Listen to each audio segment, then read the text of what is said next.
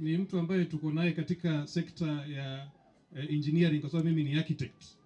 Ninamsupport sana, lakini ile shida tumekuwa nayo kama serikali kama kaunti ya Taita Taveta ni kwamba tumekuwa tukipatia magavana uongozi kwa miaka 5 peke yake.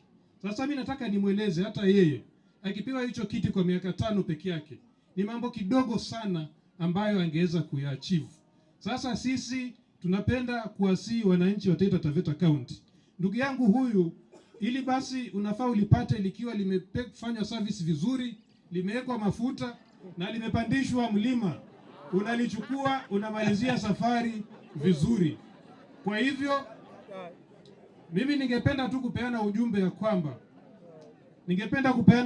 kwamba ile kasumba ya one term tuachane nayo. Kasumba ya one term tuachane nayo.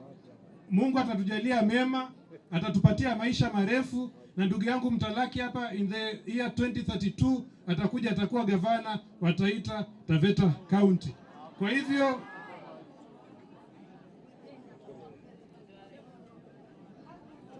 kasumba ya one term ningependa tuache. Ningependa tu niachie hapo.